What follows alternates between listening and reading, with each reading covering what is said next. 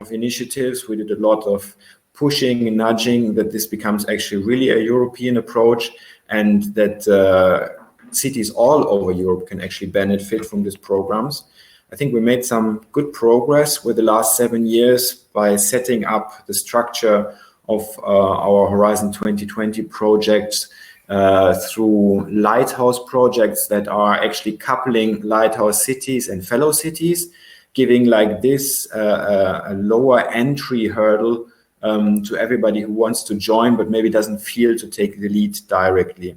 We did this also because, as in the title of this session, replication is for us the key, because we can try in very nice pilots some new solutions. They might work, but as long as they're not replicated on large scale and as far as possible all over Europe where applicable, then the money would be less well spent than it would be in case we really reach replication. So we have done this obviously for years now. We have learned a lot. We have by now a very large cluster that many of you might be actually also part of, the Lighthouse City cluster. And these are by now far over 100 cities collaborating. We have spent more than 400 million euro on that, and will also go on with the next funding program to push this movement further.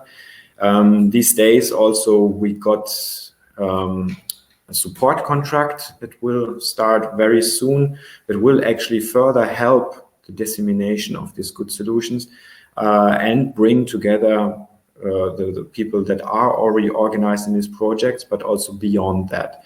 So that might be also interesting for you. In the course of the session, I will also speak further about future funding possibilities that might be interesting for you. But I would say right now we set the pace for the stuff. So it's all about replication, getting everybody on board, not just one-offs, but really trying things out that can be adapted very easily to other environments. And that's the main focus of this session. And with this, I hand back to Judith. Thank you, Jens, for this nice introduction. I would like to get our audience a bit warmed up. So I would like to do some polling. And this polling is not only for the polling itself, but it will also relate to our discussion about barriers to replication that we will be having a bit later.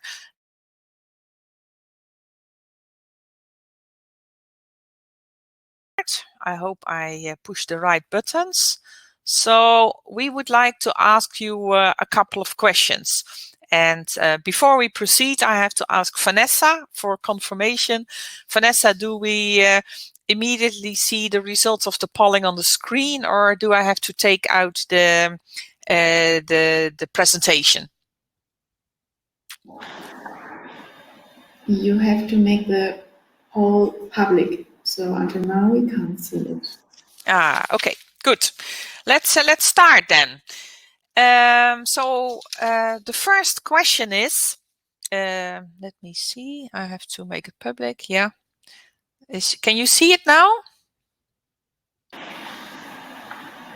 Yes, we see it. Yes, very good. So the first question is to learn a bit more about you as an audience, but also to better position the questions you might be asking a bit later during our session. Is there a long-term political commitment to combat climate change in your municipality? You can click on the answers with your mouse to give an answer. Yes, no, a bit. Okay. Well, we see there's quite a lot of, a real majority of municipalities that's really committed to combat climate change. A few of them not yet that much, and also a few a bit.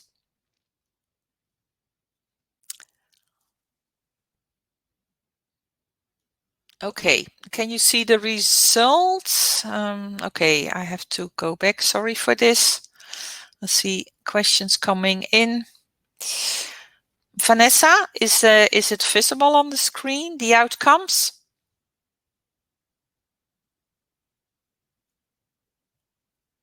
I have to share the results. Sorry, my mistake. Here you see the answers. We have 40 municipalities yes, 4 of them no, and 4 a bit. Okay. Next question. Does your municipality... is it visible now? Not yet. Yes. Okay. Next question. Does your municipality have a sustainable energy action plan or a sustainable energy and climate action plan?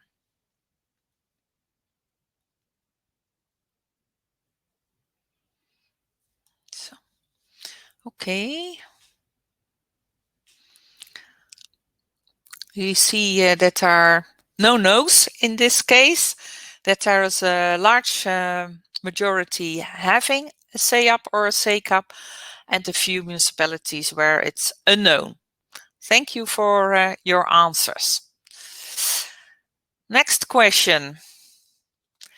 Have you been working with citizen engagement in your municipality?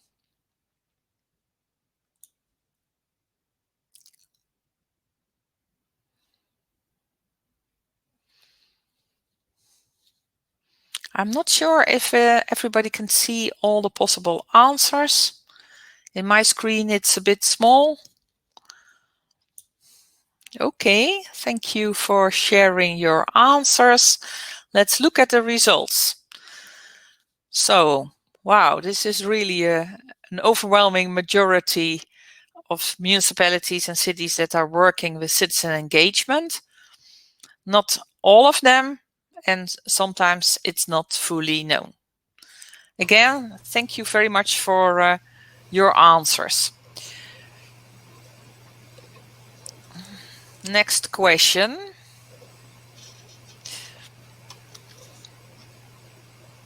So, I see the ICT is a bit slow on my side. Are stakeholders across different sectors on board of your climate and energy initiatives?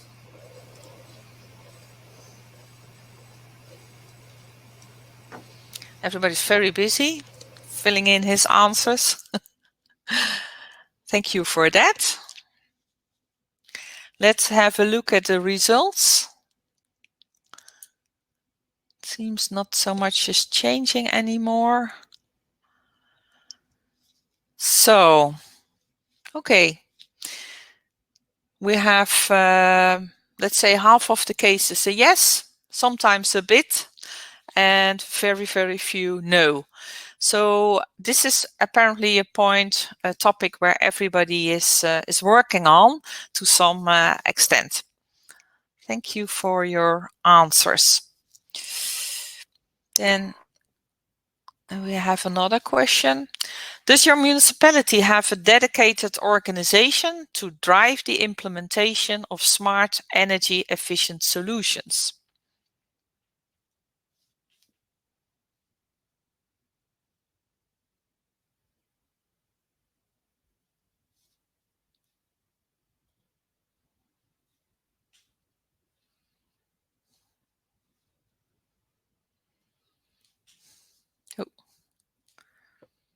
Okay,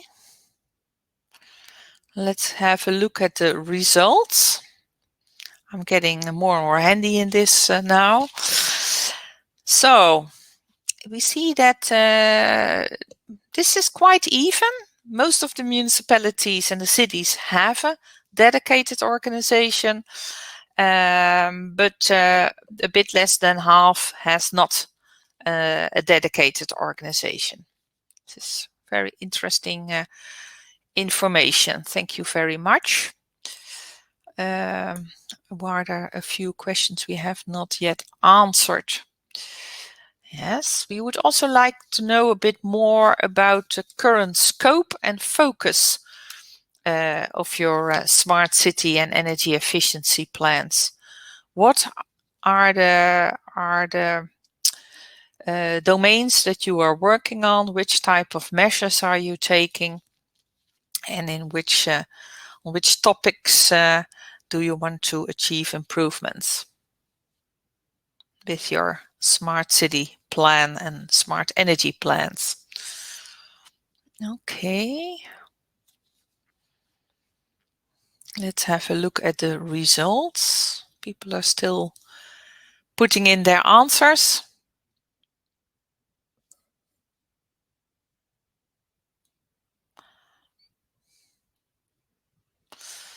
Okay, so a lot of attention for building retrofitting in the room, but maybe that's also because of the focus of our parallel session. We don't have that many people working on green transport, so it's us 0 who filled that in. Renewable energy, smart buildings, quite a few, smart infrastructures, ICT, but most of the people are working on all. So this is very interesting to know, because this means that you're following integrated approaches. And then, given the time, I think we should wrap up. So we have still a few 2 questions. Do local businesses see a business role in your energy and climate initiatives?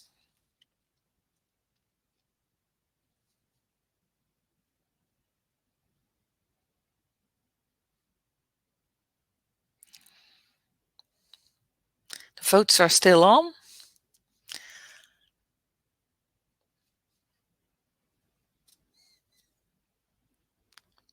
Okay.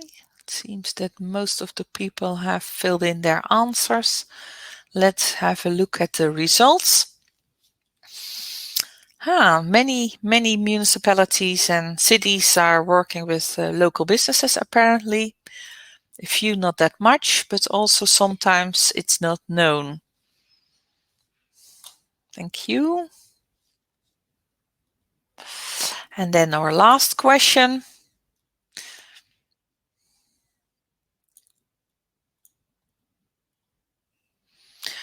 Are your municipal climate and energy initiatives known to the local citizens?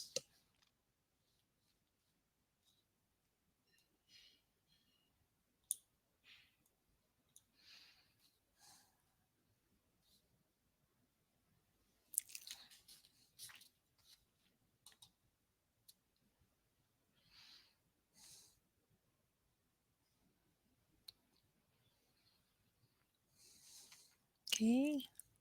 Thank you very much for your answers to these last questions. I will share the results. So, a few municipalities where the climate and energy initiatives are not so well known to local citizens. Quite a lot will answer with yes, but also most of them answer with a bit. So apparently the climate and energy initiatives are not yet fully known to our citizens. And then the very last questions.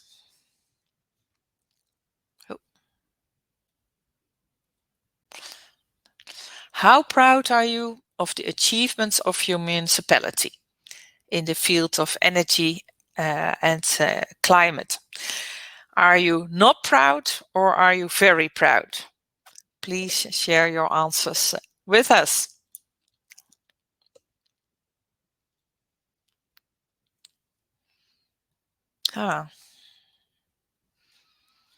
Okay, we see here quite a nice statistical distribution where the average is scoring the highest. And you see that it's quite a nice distribution of values. 1 city not so proud, 3 a bit proud, 5 average, 3 quite proud, and 2 cities very, very proud. Thank you for sharing all your answers with us. These questions will come back during our panel discussions. Thank you very much. Very interesting picture, and we will come back to it later. Thank you. For now, then, I would like to announce that the speech of Jaanus Tamm. He is project manager at the city of Tartu and will tell us more about their Smart City Lighthouse project, which is part of SmartenCity. So, Jaanus, here is your presentation, and the floor is yours. Go ahead. Thank you very much, Judith. Good afternoon, ladies and gentlemen. I'm very pleased to present briefly today our story, which is related to the implementation of the Lighthouse project SmartenCity. And at first, some words about Tartu and the project. Tartu is second largest city in Estonia, lying in the southern part of Estonia, and this is also the regional center. And our population is around 100,000. Some years a little bit less, some years a little bit more. And the city itself is a city of youth, and also you can say that city of innovation. 1/4 of our citizens in general are students, and we have many universities here, and then the most known is University of Tartu, and the most oldest, founded in 1632. Coming to the project, the main idea of the SmartenCity project is to create low carbon city districts in pilot cities. We have 3 lighthouse cities. It's Victoria in Spain, Sonderborg in Denmark, and Tartu in Estonia, and also 2 followers from Italy, Rathje, and then from Bulgaria, Asenoplot. To be honest, we are very happy to be able to participate in this project, because thanks to the project activities, we have managed and to implement many unique and innovative solutions in our city, and have taken quite big step toward carbon neutrality and coming more smarter than we were yesterday. So 5 last years we implemented this project have been very interesting, very challenging for us, and we experienced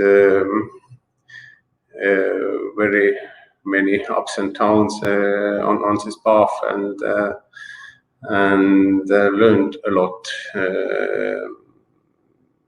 different fields in renovation, in mobility, in engagement, and in many fields related to city.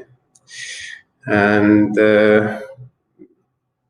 I can say that the greatest satisfaction we have from our achievements. Of course, the project is not finished yet. It's some tasks are going on, but most bigger part of the project activities are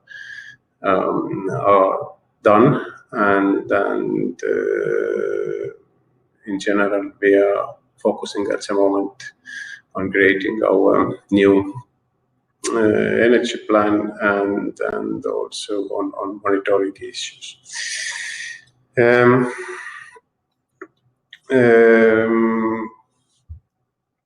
Coming to project activities, I can't go through all activities we had in the project or we have in the project, but I will briefly highlight the most important ones and the most challenging ones for us. And the building retrofitting was most effortless activity. It's a project. It's almostly finished now, but some works are remained. And it was most challenging activity, I can say now. And the target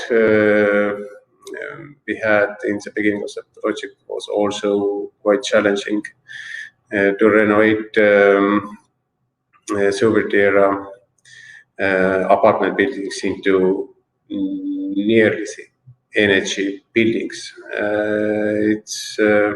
It was a very unique and very innovative renovation program in Estonia. There was first such type buildings renovated into such high energy class, and I think we can say also this is a unique project for Eastern Europe as well. In Eastern Europe, there are many people, maybe many million of people living in such type of houses built mostly in 50s and 60s last century, and it's quite challenging to renovate such buildings near to zero buildings. By now we have finished already all works in case of 17 buildings, and one building is in the waiting list at the moment. And I can say that it was quite a successful activity. Yes, we don't have all results from monitoring at the moment, but first results that we have are quite good, and we are very kind that this program was finally very successful. The biggest challenge in this retrofitting was that we don't have any previous experience to renovate such buildings, especially such buildings named Hrushchevkas into a energy class, and there was done a lot of preliminary work with engineers and designers to find appropriate solutions for such buildings, and there was quite many challenges. But yeah, finally, we hope very much that we found the right solutions, and these solutions will work well. In the left side, you can see before. It's some buildings from our pilot area, how they look before the retrofitting, and in the right side you can see some examples after the renovation. And yes, one week was to renovate buildings to achieve very high energy standard, but another also important target was to create better city environment for inhabitants of pilot area, and we covered all renovated buildings with artworks to create this city, new and inspirational city environment. Yes, and this is our pilot area. This area is located in the very city center. In this area, we have in overall 42 such kind of buildings, and finally that will be renovated, hopefully 18. All buildings are equipped with smart home solution, which is quite new one in Estonia. In case of renovated buildings, I mean. And this smart home solution enables to create comfortable inner climate in apartments. Citizens or inhabitants can regulate temperature and humidity, and most processes are going automatically based on data from CO2 sensors and humidity sensors. But yes, of course, if inhabitants want, they can regulate also manually the indoor climate if they want. But it's mostly possible to do it automatically. Coming further, the second, maybe the biggest by volume, the pillar of this project was integrated infrastructures. There was many activities implemented in this pillar, but the most innovative of them was distant cooling system using energy from PV panels and also river energy. I mean warmth from river water. This is unique as it's first such solution in Baltics and of course in Estonia as well. And it was implemented by company Fortum with help and with support of the project. And we are very happy of this project, which is a solution, because it's widening very fast, and they have already quite many big clients, for example, department stores in the city center area, or hospital, or university. Jaanus, this is Judith. Sorry for interrupting you, but can you speed up a bit, because you still have a couple of minutes. Sorry, it's very interesting, but I need to keep track of the time. Yeah, of course. Yeah, thank you very much. Thank you very much for this. So, coming further, what was very important in terms of coming to carbon-free city was activities related to mobility in the city, and we are very proud to say that thanks to this project, our city public transport system is now carbon-free when we come to fuels. And this is also quite a unique situation we have in Estonia, in our region, and in Nordics and in Eastern Europe as well. I want to highlight here biogas buses and also bike sharing system running mostly on electrical bikes. And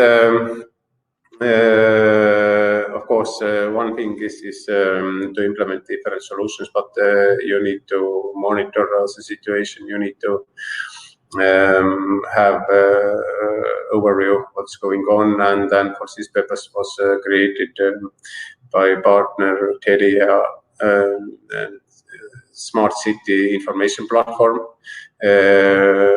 We are widening this platform at the moment, and it's in our opinion and in opinion of our partner Tartu University, it's quite good and quite unique system.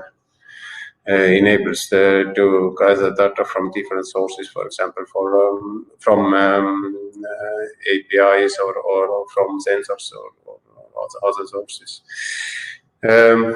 And all our activities have been spiced with engagement and social innovation. This is the thing and the activity touched with every activity we had in this project.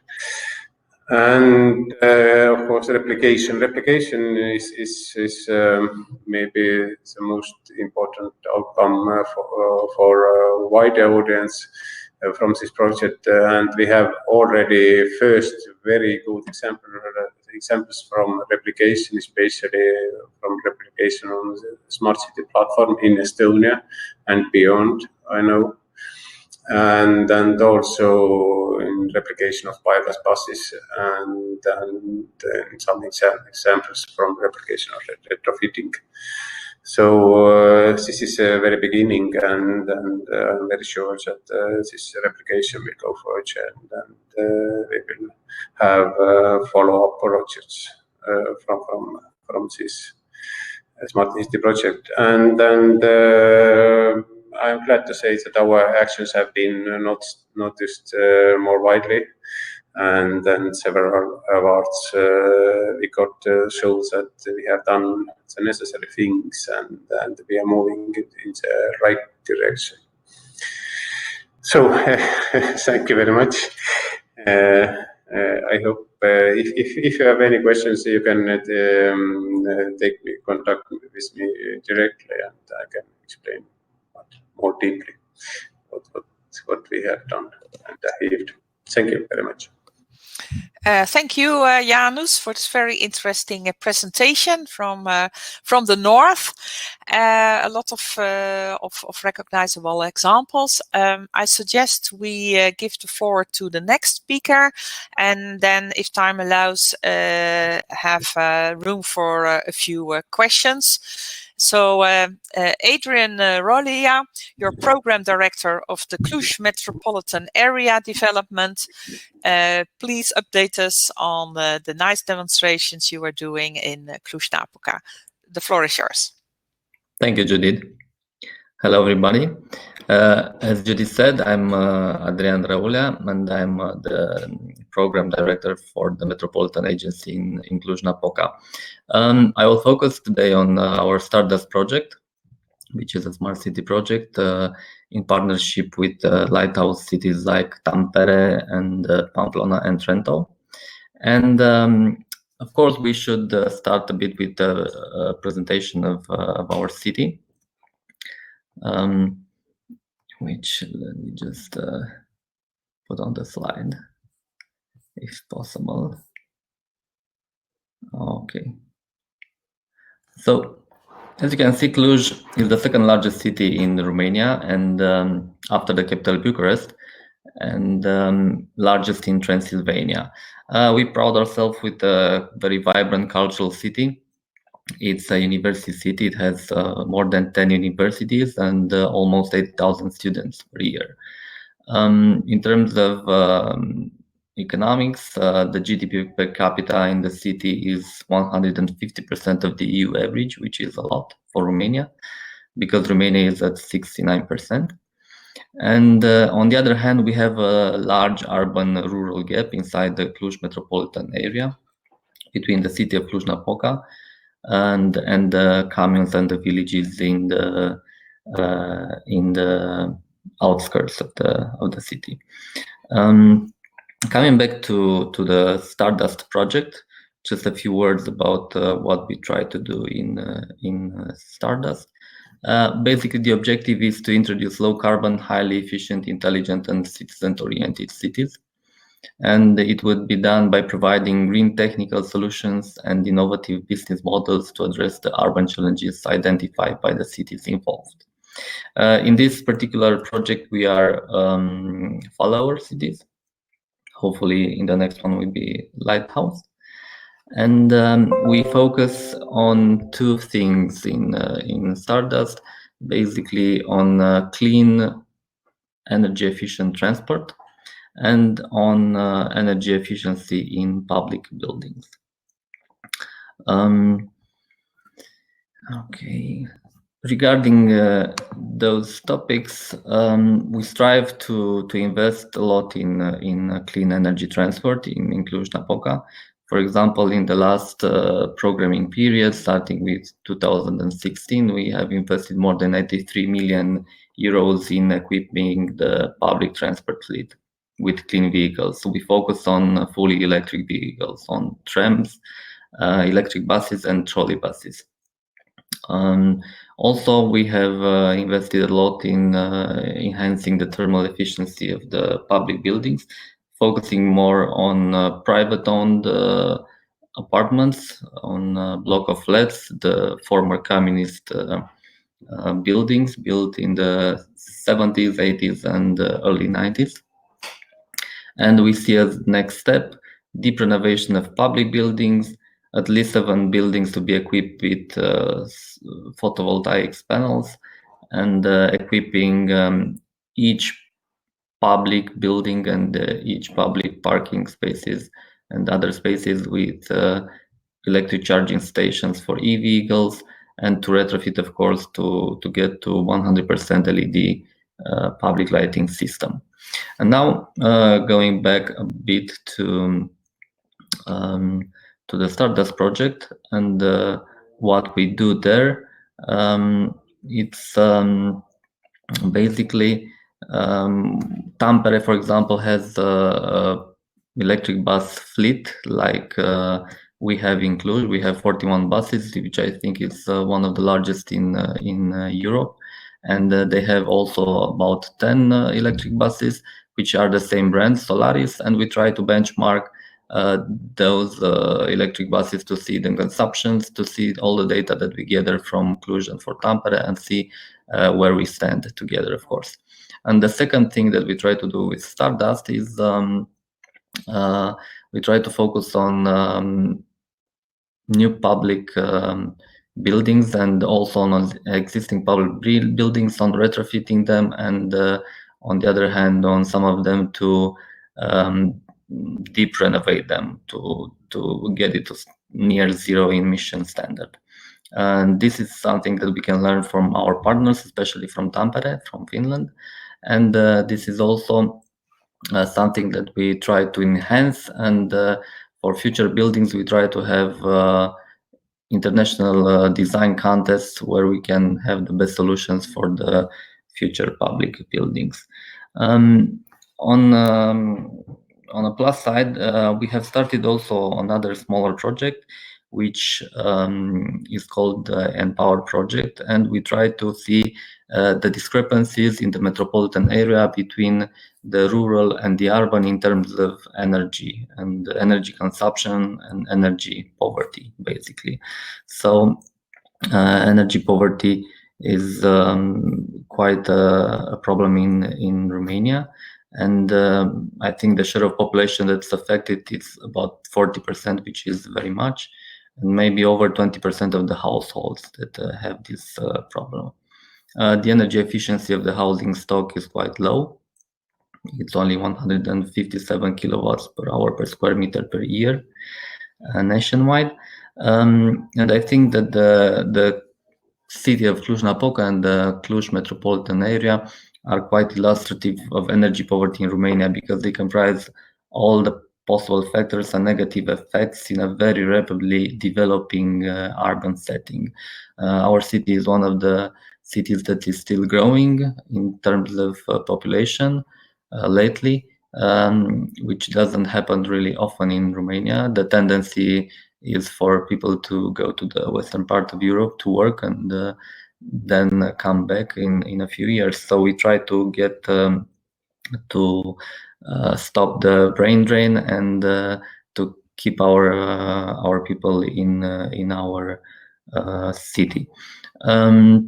What we do with the mapping, basically, as I said, we map the energy poverty in the metropolitan area. We analyze the alleviation strategies and related climate effects with a focus on the local level.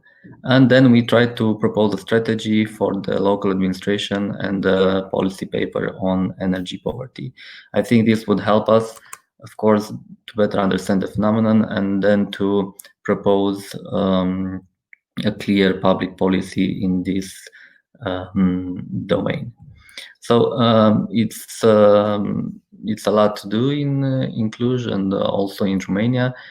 We are, let's say, less developed region if we're talking in terms of Europe and Western Europe, and but we try to achieve more than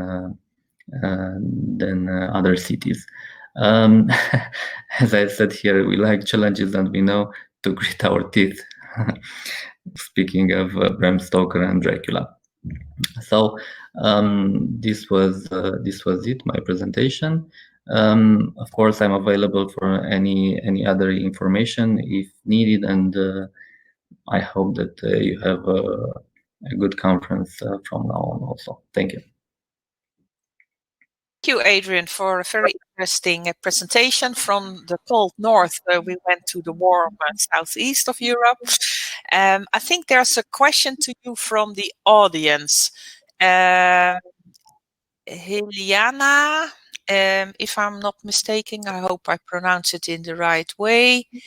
You asked for to broadcast. Can you put your question in the chat?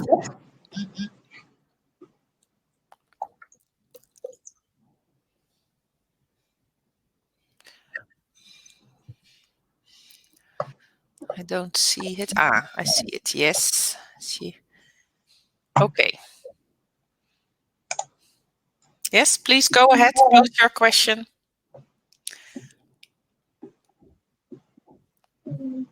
I hear some echo and background noises, so not sure. Okay. Good. Okay, I don't hear the question. Vanessa, can you help me a hand a second by withdrawing the broadcasting, because I cannot see all the participants list on the screen. Are there any other questions from the audience? Please use the chat function. I will read out your question and ask our presenters to answer them. I think we can take one or two before we proceed to the panel discussion. Any questions? Then now it's your opportunity to step forward.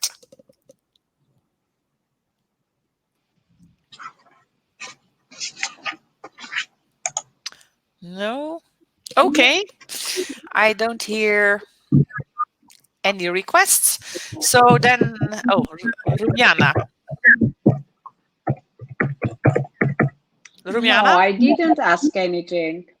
Okay, okay. I didn't ask anything. Sorry. Okay, then it was the wrong button. Yes. So. Good. Thank you. Someone has his microphone open and is typing. Can this person please mute his or her microphone? Yes, thank you very much. Okay, after these very interesting presentations, I would like to continue with the next item on the agenda, which is a panel discussion on how to set up new smart city projects and how to replicate good smart city and energy efficiency practices in Central and Eastern Europe. And we have three excellent panelists. It's Jiri Tencar, energetic specialist at the Municipality of Pisek. It's Tudor Drambarian, project manager at the Municipality of Alba Iulia. And it's Joanna Tobolovic from the city of Gdansk, from the mayor's office, if I'm not mistaken. And our session will be moderated by Peter Rathje from Project Zero of the city of Sonderborg. May I ask the panelists to unmute their mics and to put on their cameras so everybody can see you, and start the discussion moderated by Peter. Thank you. Yeah, good afternoon, everybody. Is Peter speaking from the Municipality of Sonderborg in the south of Denmark. We are on very different locations and experience very different framework, national framework, local framework. I think, Judith, you did an excellent job in the polling session to start shaping what do we have in common, and I sensed already we have a lot in common. We both have strengths, but we also have challenges, and what we in the SmartenCity project call the city journey, just a framework for what are the steps that any city, or some of us might call it municipality, have to overcome to climb the mountain here, is something we have in common. But until we start sharing it, discussing it, we will not progress ourselves, and we will probably not be able to sell tickets to this very exciting journey to other municipalities. So this session is about, as you mentioned, Judith, replication, and the three of you are here to share your views as follower cities in existing smart city projects, or like we also learned from Adrian, potentially being a lighthouse city yourself round the corner. Maybe you are already writing applications.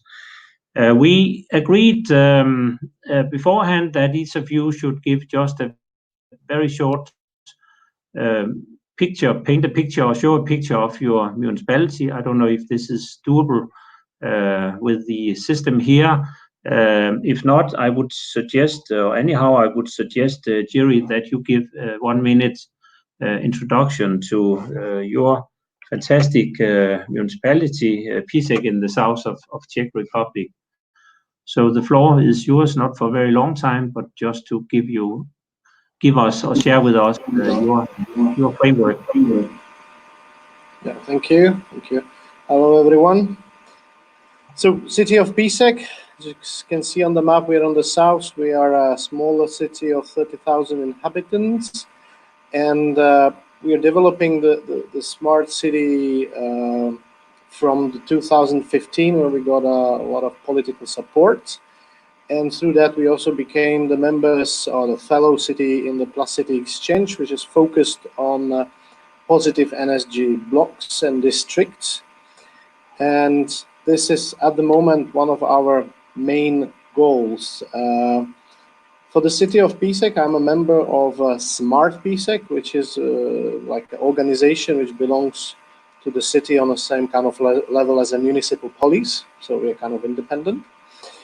And city of Pisek is quite old historical city, as you can see from the photo. The bridge you can see is the oldest in the Czech Republic.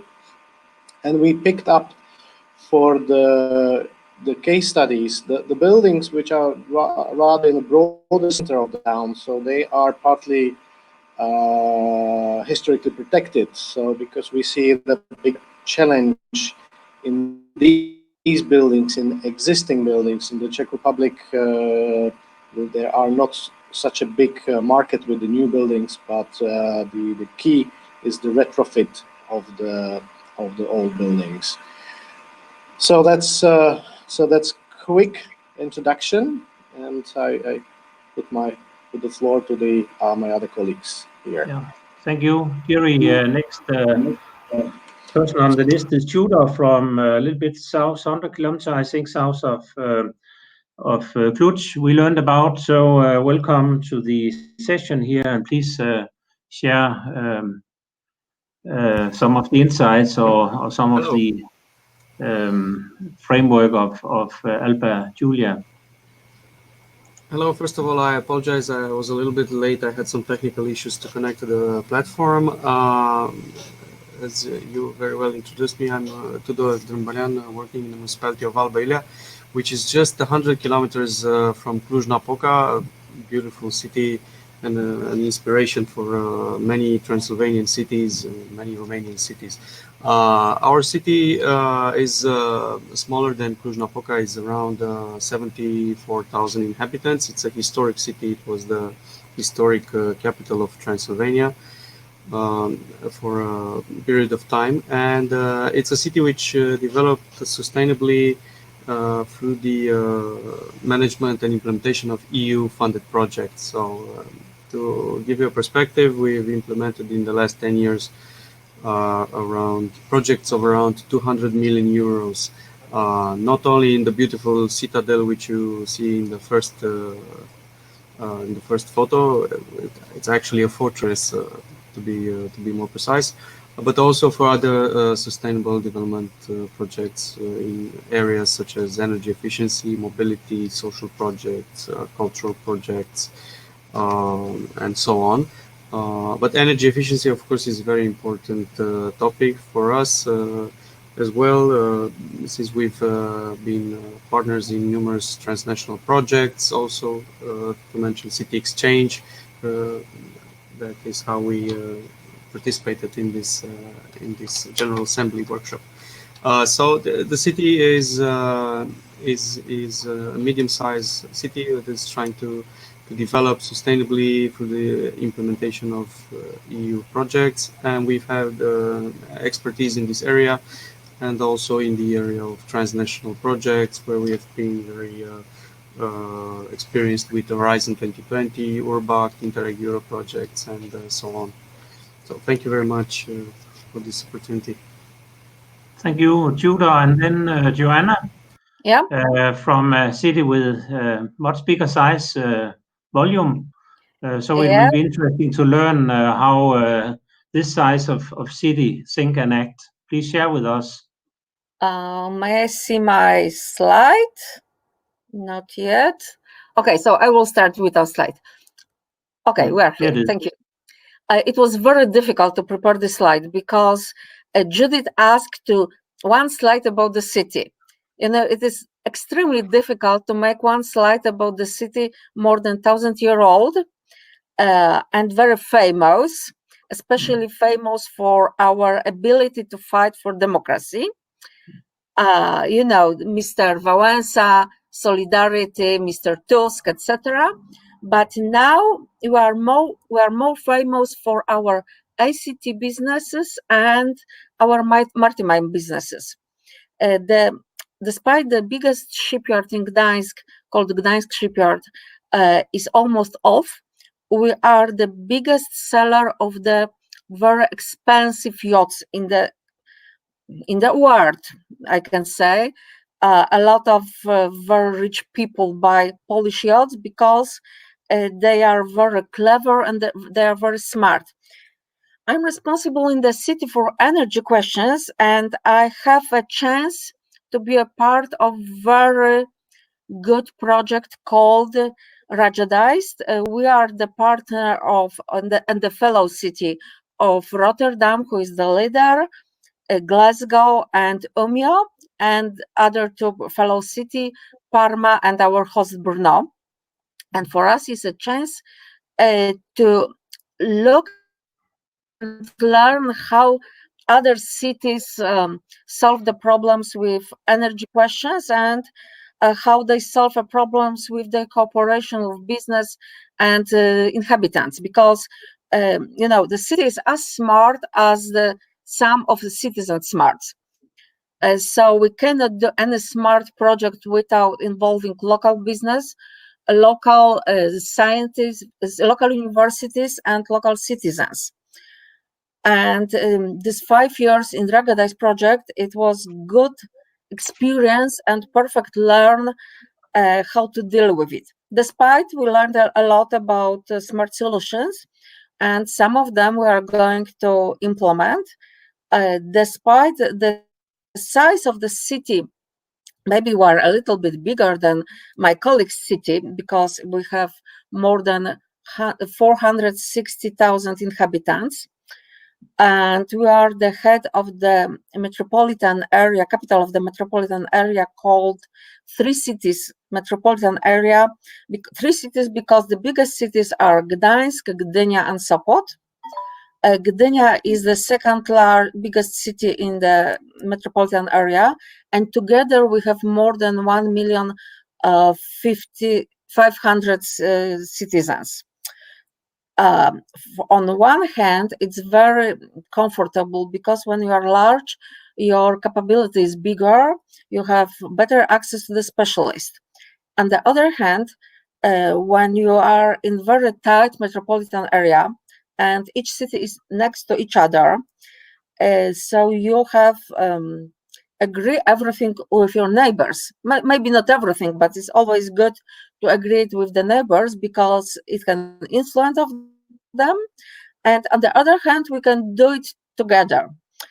So the Ruggedize projects was perfect lesson how to solve these problems, how to deal together. And on the other hand, it was good experience which allowed our local authorities, especially politicians, to show that our capability is not as poor as they thought. So I think this Horizon 2020 project is good first step for creating smart city in the city, because of course we can do a lot of smart projects, but it doesn't mean the city is smart. And now we are on the beginning of another European project called Intelligent City Challenge. And I think it will support us to keep everything together and to improve our level of understanding smartness of the city. Thank you. Thank you, Joanna. I think a lot of what you already digged into is core of what we are gonna discuss here in the next couple of minutes.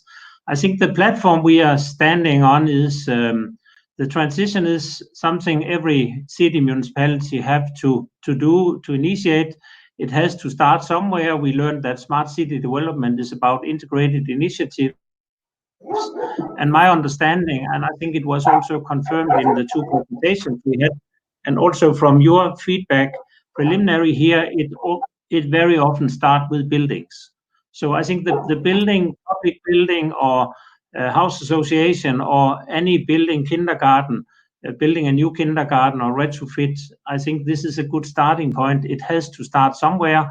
And then it's, in my opinion, my experience is the big challenge is also when we talk about replication is how do we have this message, this new practice spread like ripples in the water.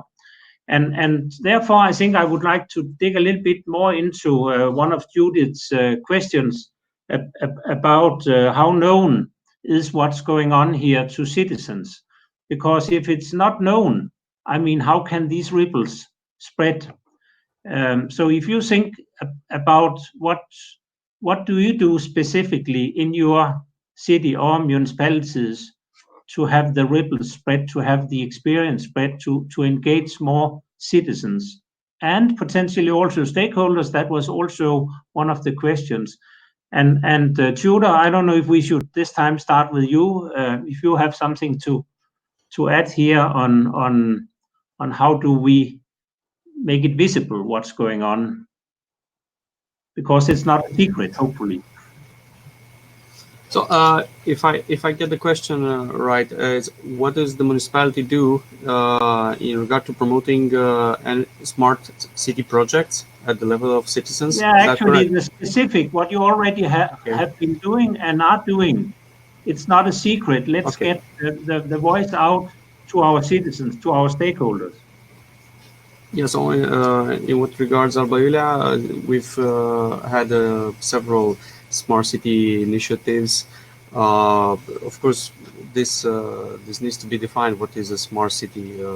Like the previous speaker said, it can't be the total amount of citizens, how smart they are, or if they use smart tools, or if the municipality, the administration is smart, whereas it uses the internet-based tools, or how it communicates with citizens. So it is a broad discussion here at the European level on what exactly is a smart city and how it should act and how it should communicate this to the citizens. In what regards our city, if you just think about the best example you have in Julia, what the best example of an energy project, how do you have that communicated to all citizens? How can we just by a focused approach make that known? Because I think we all have very good examples, but if we keep them hidden or secret, it's not gonna ripple. Well, we have various tools of communication. Of course, there's online means of communication. So, for example, we introduced smart lighting in several of the streets. So we communicated not only through the press, but also through online channels of communication, be it Facebook or website of the municipality. We even use beacons and mobile apps based on beacons which are installed in the city. I know this is something very interesting also in Poland happening, for example, in Warsaw. So we tried these tools as well for communication. We've had I don't know, all sorts of energy efficiency projects. I just named this street lighting because it's something that's very interesting nowadays. But we're also trying to create a positive energy block through the CityxChange project. So we're communicating this through the conventional and non-conventional means about this topic to the citizens. Of course, this brings some challenges as well. You get certain feedback on these platforms. On some, for example, on Facebook, you can get a lot of feedback that you need to reply to. So this brings also further challenges. But especially, I mean, energy efficiency projects are very relevant because they touch directly to the citizens' interest. Energy efficiency usually brings a lower level of CO2 emissions and reduced consumption. So sometimes it decreases the energy bills. For example, we are retrofitting 800 apartments in the city. So, and this is done through an EU project. So obviously the citizens are very interested to hear about this because it reduces their energy bills sometimes by half. And that's not a low amount, right? Because energy efficiency, like Jiri said,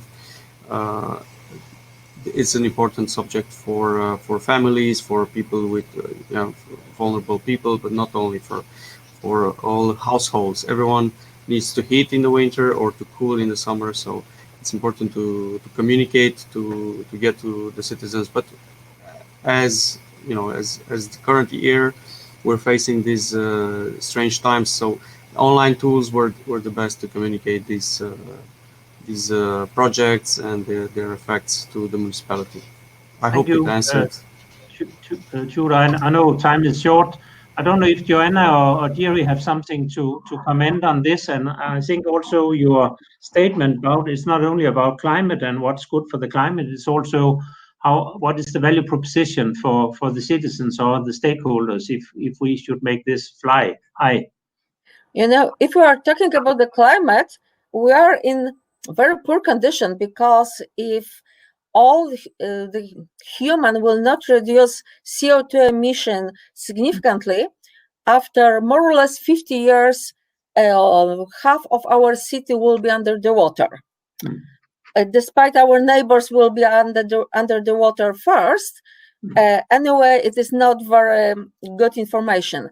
So we are doing a lot, and the most important is, as you said, is communicate the citizens, but it is very important to listen to them. So a couple years ago, it was probably 3 years ago, we started an initiative called Citizens Panel, and second of them was about energy questions, especially about the quality of the air.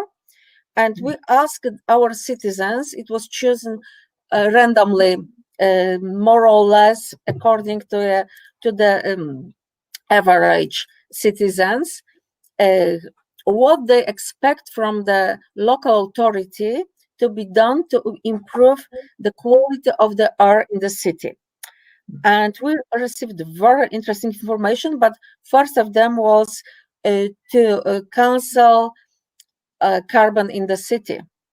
And your question generally about the refurbishment, it is very painful part of my job, because opposite to previous to Jaanus and Adrian, we do not have to refurbish old buildings from 60s or 70s, which are pretty easy.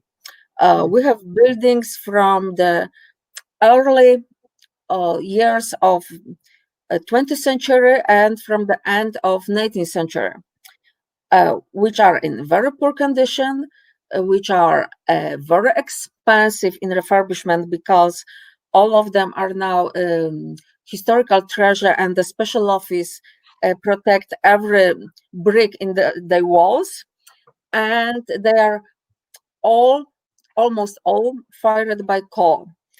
We have in the city now more than 6,500 apartments still fired by coal. So it is not a technical problem. It is a problem. It is a financing problem.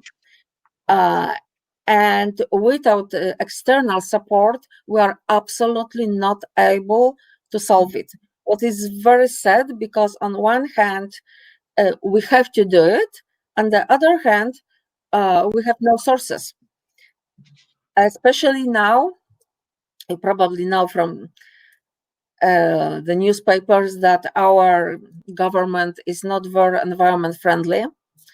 Green Deal is not the priority business.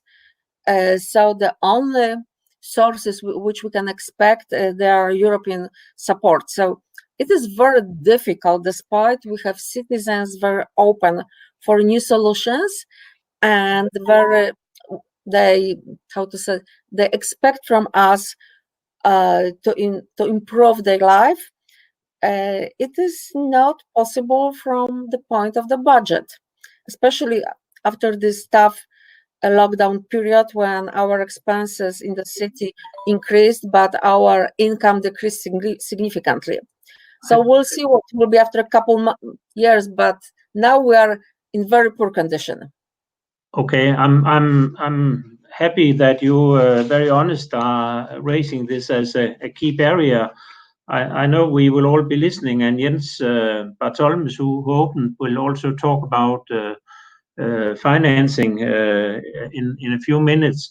I have to skip your answer to this, Jiri, and because I just need to jump to kind of a conclusion here, because what I have learned working with the SmartenCity project is, if we want to replicate, if we want really to work together with more, we need to have national network. I'm impressed with what you tell me. Your knowledge about what's going on, not only in your own city but and municipality, but also in across countries, is impressive. So it appears to me like there's a lot of knowledge sharing. But Jiri, if you could maybe jump in and help me conclude on, if we really want to accelerate this replication, how do you see local network that you and 10 or 5 other municipalities nearby, same ambition, same journey, work close together, share your best practice, avoid too much unfriendly competition, because I also experience there's always some and it has to be friendly competition, but the working together can potentially speed up. What's your thought on this, and do you have any experience? Of course, we have competition. Yeah.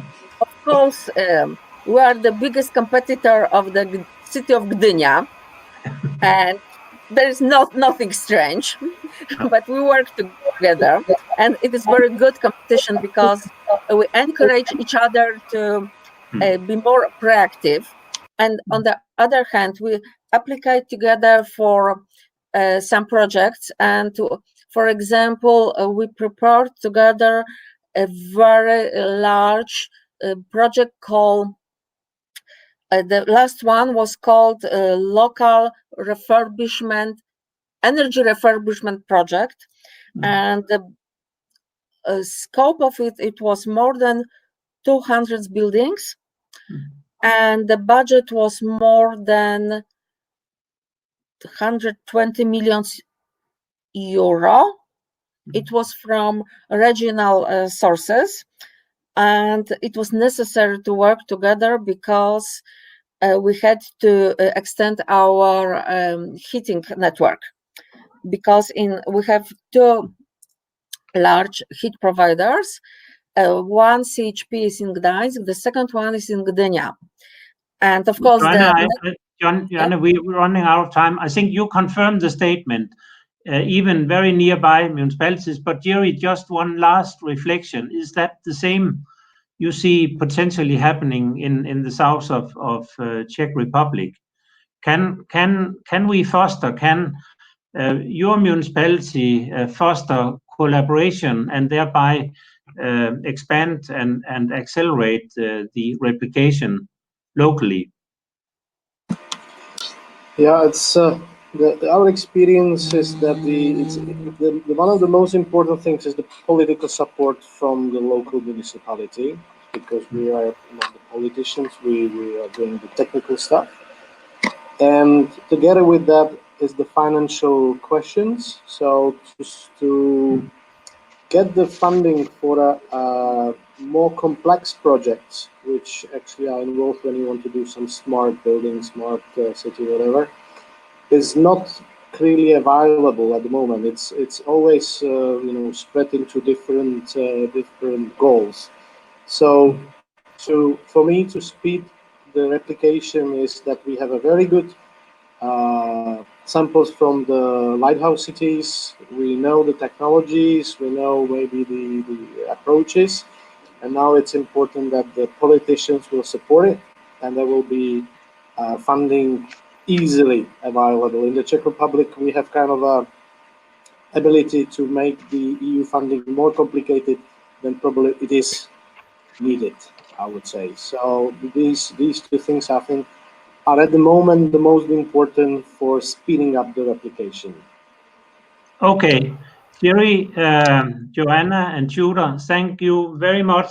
I think your conclusion is we still need projects, we need funding, and actually the next speaker is Jens Bartholmes, again speaking about possibilities for finance and funding. So thank you again for this very short panel discussion, for sharing your best practice. I'm impressed with what's going on here, and I look forward to learn about all of you being lighthouse projects in future, and meet with you again. Jens, the floor is yours, and I will unmute here and go into listening mode. Thank you. Thank you. Bye-bye. Thank you. Thank you.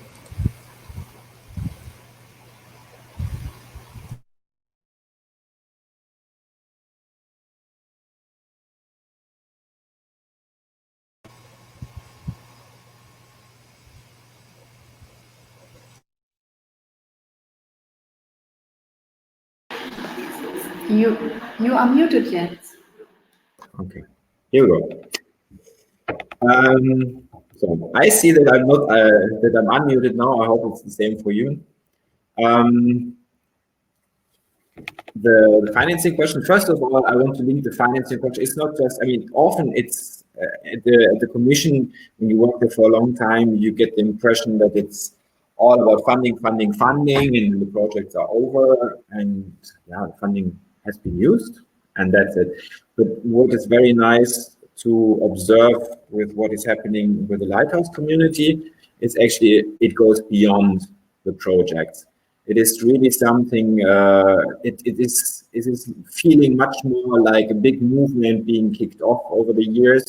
And actually the Lighthouse projects, cities have come together by themselves. So there was very few nudging needed. So that's, I think, the best that I can conclude about the financing and the funding already given out. That it is infused life into a movement, and it's ongoing, and that's very nice to see. So no, you obviously interested also what the future brings. So having said that, the first 7 years of Lighthouse projects actually were a really nice success and are still ongoing. This is a very, very strong, was a very strong argument also for me, obviously, to fight for the next round, because now we are entering into Horizon Europe, the next 7-year framework program, and having had such a success story with the lighthouses, it was relatively easy for me to bring it also into the next work program.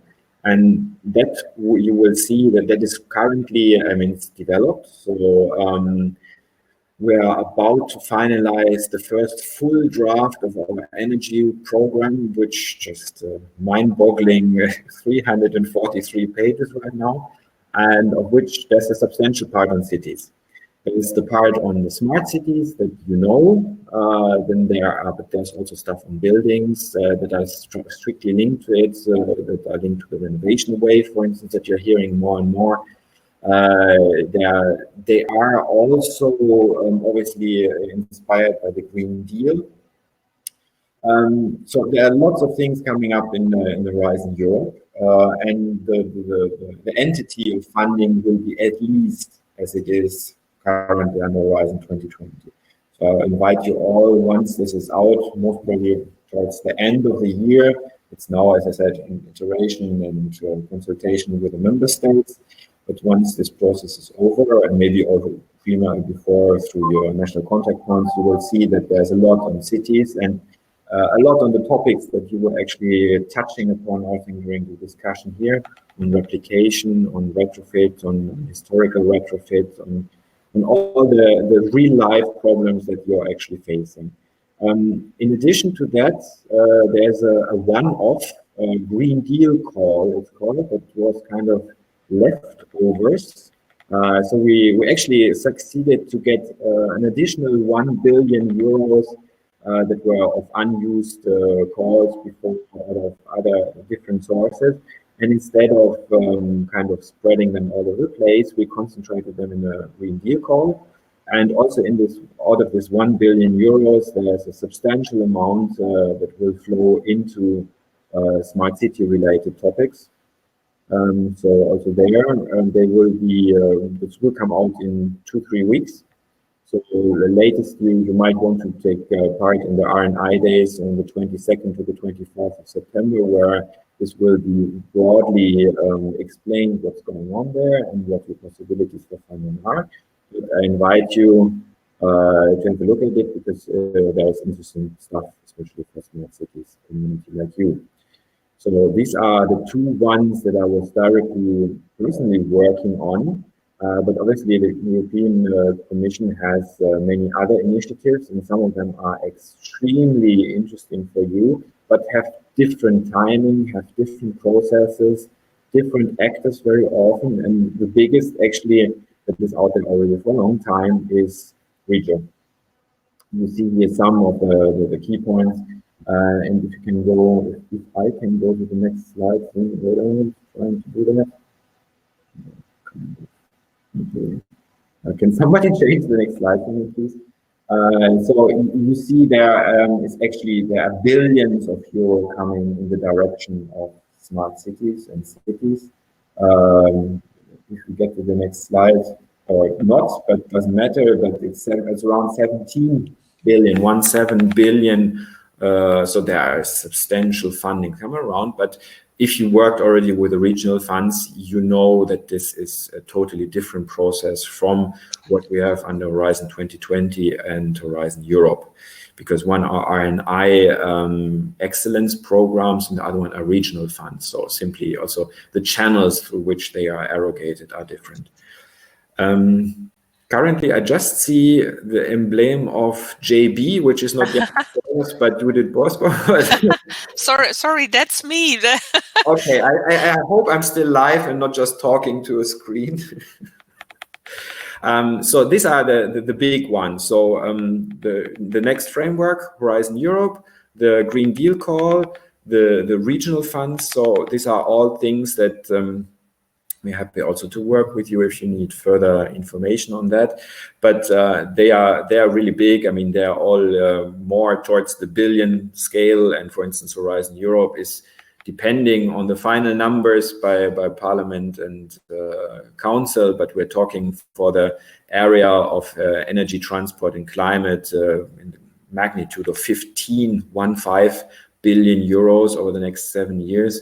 So there is really substantial money, and fortunately, a lot will go in the direction of cities, be it through this direct channel that you are working through, this EIP-SCC and the SSC1s, lighthouse programs, but be it also through intrinsic climate change related actions and others. So there is a lot that can directly help your cities to become more future-proof and better places to live in, and all the ideals that we're actually pushing along with a technological backbone, which is not much more than a solution, but it is something that we can actually fund. How you then transpose it into your cities, that is obviously the next real life challenge. But what I'm seeing from the Lighthouse projects, that's done extremely well, and I'm really happy that it works so well. So with this, open to questions. We have still another 3 minutes and 9 seconds, as this nasty countdown tells me. So floor is open, or I simply give back to Judith. No, I think we can take a few questions, maybe 1 or 2. Let's see what has come up. There is, I don't see a question now. So if you have questions, please put them in the chat function and we will keep track of them. As far as I see, Jens, there's not a question to you now at the moment, but people will know how to find you. For reasons of time, I think we need to continue with the next item on the agenda, and that is also how you can participate in the community of the EIP-SCC. So we are very happy to have Sergio Olivero with us. He will present the Action Cluster Sustainable Districts and Built Environments, and after that we will wrap up the session. So this is the very last presentation. Thank you, Jens, for the good news and all the nice ideas. Sergio, the floor is yours. Thank you, Judith. For the slides, are you going to change them to go on with the slides, or can I directly change them? Hello? Okay. You can change the slides by clicking on the arrows, left or right. Yeah. Okay, perfect. So thank you for, I'm just looking for the slides. I will present some activities linked to urban renovation and to energy transition. We must be aware that the obsolescence of existing building at European level represents a challenge, but also an opportunity. Also, the Green Deal and the recovery plan that will make a lot of resources available for the restarting after the pandemic can benefit of the capacity shown by urban renovation and energy transition. We can find the synergies with the renovation wave by the European Commission. and we can work on the so-called Feb 5.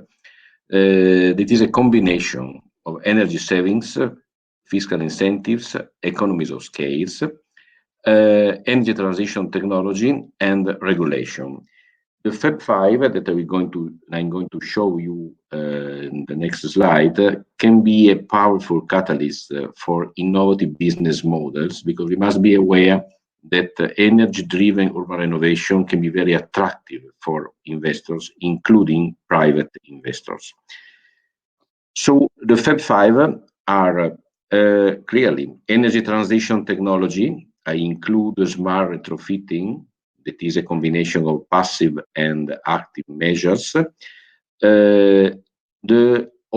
the regulation change, I mean the clean energy package, especially two directives, the directive on renewable energy communities and on citizen energy communities, and the fiscal incentives that can help building the post-COVID recovery plan. Please note that in Italy, for example, the two directives were incorporated in the last 5 months. That means huge fiscal incentives for building retrofit, and also relevant financial incentives for renewable energy communities that will be made available in September this year. It means that the combination of retrofitting and the citizen and renewable energy communities will make a lot of resources available for the sake of building retrofit. We have also to consider that up to 90% of thermal consumption can be reduced thanks to a good building retrofit. That is, we have large opportunities for EPC contracts, including ESCOs.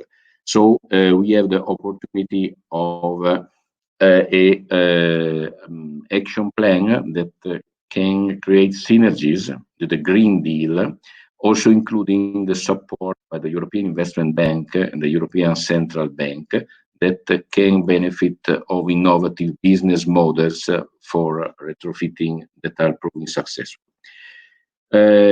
Practically speaking, we can see that the main asset is the capacity of linking technology and finance, helping European institutions, especially the European Central Bank, Investment Bank, to fill the gap between, for example, what is possible based on research and the capacity of rising investment.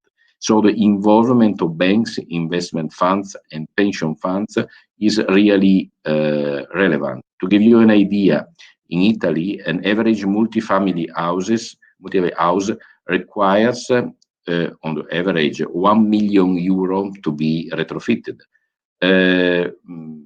At present, we are working on a first step, 80 multifamily houses. That is €80 million by next year. So you can easily understand that just putting together some dozens of multifamily houses, you can get the threshold of the order of magnitude of 30, 40 million euros that can be of interest for large investors. So we can really organize a retrofit center matchmaking event in cooperation with the financial sector. And I think that we can create synergies between past research projects and grants in the Horizon 2020 and other funding schemes by the European Commission and the financial sector. This can be really a revolution that can make available a lot of money for the recovery stage. Well, thank you for your attention. I hope I stayed within my time boundaries. Thank you, Sergio, for highlighting the work that is done in the action cluster. Your email address is on the screen, so everybody who's interested in this work by Sergio and Paul Kartuivels, please contact one of them through the email.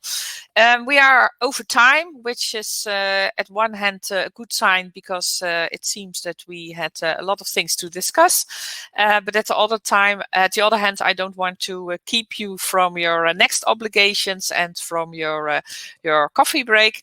So I would like to ask Jens to say a few concluding words to wrap up this parallel session on smart energy solutions. Jens, can you? Yes, I'm connecting. Yes. Whenever I click, it takes 20 seconds before the camera comes on. So I have two things that I thought was very put to the point that actually in the smart cities community, be it through the EIP-SCC and action clusters like Sergio just summarized, or be it through the smart city.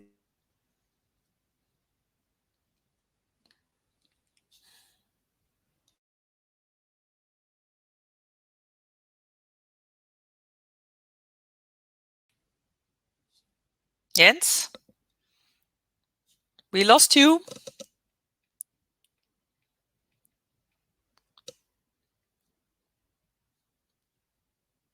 Jens?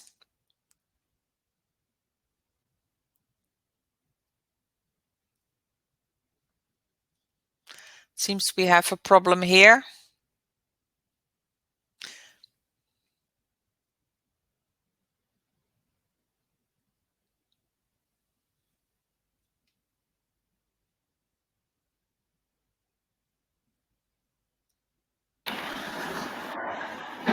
It seems that Jens has connection problems. Maybe, yeah. Judith, you could step in and... Yeah. Okay, sorry that for connectivity reasons, it seems we have lost Jens. That's a pity because it would. I think he was about to share some very interesting thoughts with us. Nevertheless, we have to wrap up the session. So I will do that then instead of Jens. I would like to thank everybody who attended this event, this parallel session.